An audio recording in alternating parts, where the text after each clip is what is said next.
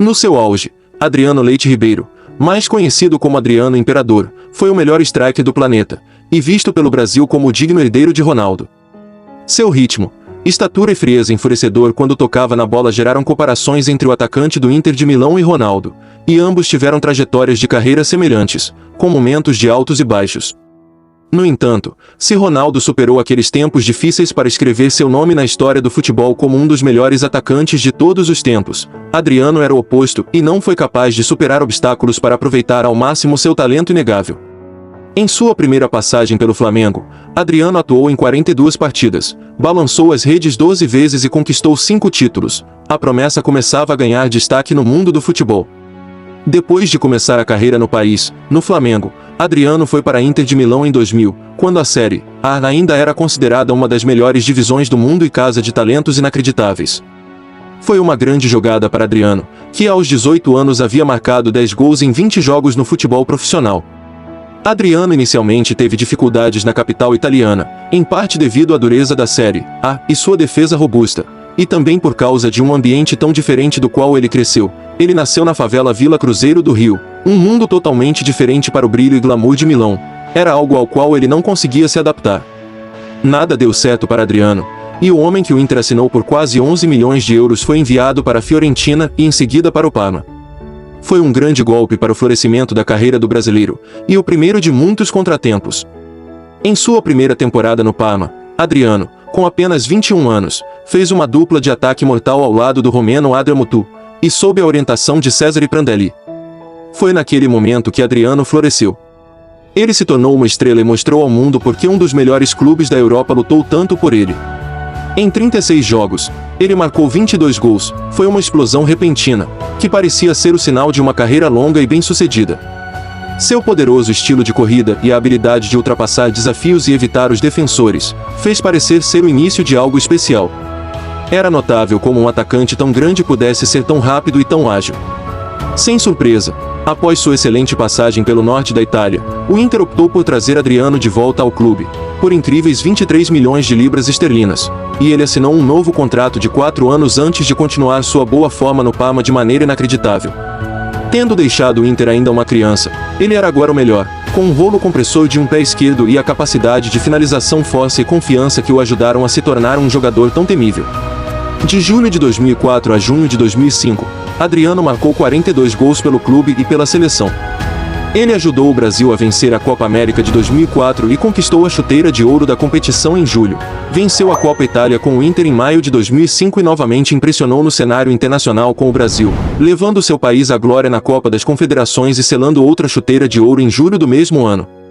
Foi o melhor ano da carreira de Adriano, e ele foi recompensado com um novo e melhorado contrato no Inter de Milão até 2010, mas a forma que ele produziu durante aquela temporada nunca foi algo que ele poderia repetir, devido à trágica morte de seu pai, que morreu de um ataque cardíaco repentino.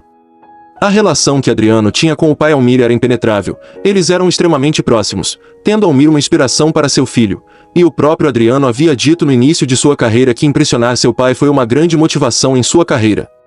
Portanto, não foi nenhuma surpresa ver o atacante lutar com a passagem do pai, e isso fez ter uma queda colossal em sua forma. A Copa do Mundo de 2006 foi sem dúvida o primeiro sinal, em um dos maiores palcos do futebol. Ele fez 2 gols, ambas na fase de grupos, mas na realidade, ele lutou muito, junto com o resto de seus companheiros, e o Brasil foi eliminado nas quartas de final pela França.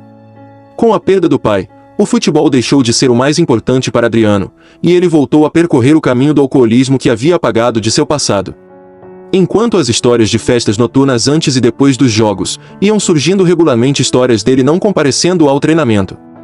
Foi uma cena lamentável de se ver, e o homem apelidado de Imperador, pela imprensa italiana, agora era o simples camponês.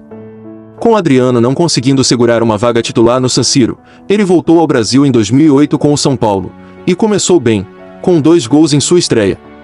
Mas, infelizmente, os seus problemas continuaram. Ele voltou para a Itália, e o brasileiro parecia ter um início brilhante na Série A de 2008 e 2009, e ele marcou seu 70º gol pelo Inter contra o Anorthosis Famagusta, mas a forma não durou muito, e a sua queda continuou, sendo dispensado do contrato com o Inter, após não ter regressado das suas funções internacionais. De volta ao Rio de Janeiro, cidade onde Adriano deu seus primeiros passos, parecia ser o momento exato de retomar a carreira, reencontrar sua alegria dentro das quatro linhas e recomeçar um antigo império, o Império Rubro-Negro. Livre no mercado, o jogador fecha contrato com o time de coração e retorna ao Flamengo após 8 anos. Já na sua reestreia, um indício de que o novo casamento com o clube daria certo. Adriano marcou de cabeça contra o Atlético Paranaense e animou a torcida que lotou o Maracanã para acompanhar a sua volta. Perto da Vila Cruzeiro e acolhido pelo Flamengo, o atacante se aproximou do seu melhor rendimento e teve um 2009 excepcional. Ao lado de Petkovic, conduziu sua equipe ao título nacional, após 17 anos de seca do Flamengo. Além disso, dividiu a artilharia do campeonato com Diego Tardelli, do Atlético Mineiro, após marcar 19 gols. Após 48 partidas, 34 gols e um título do Campeonato Brasileiro, Adriano encerrou sua segunda passagem pelo clube do qual sempre teve grande carinho e tentou retomar seu império na Itália, desta vez defendendo a Roma. Porém, o imperador não era o mesmo. Já não tinha sua força e começava a deixar indícios que sua carreira havia chegado ao fim.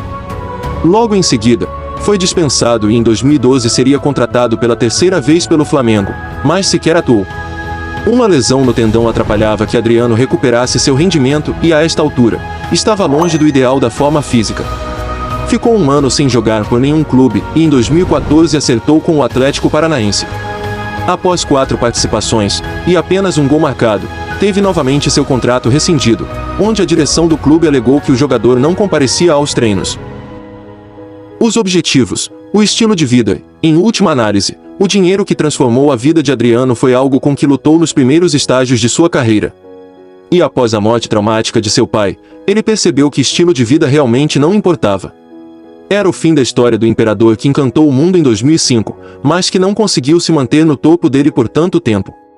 Já aposentado, que já foi o melhor atacante do Mundial, Adriano voltou para a Vila Cruzeiro para estar com o entorno e as pessoas que amava. Essa foi a história de Adriano Imperador. Se você é fã de Adriano e gostou do vídeo, deixe seu like e se inscreva no canal e até o próximo vídeo. 2 a 1, pode até empatar. Quem sabe agora? Capricha Adriano. Olha o empate! Gol!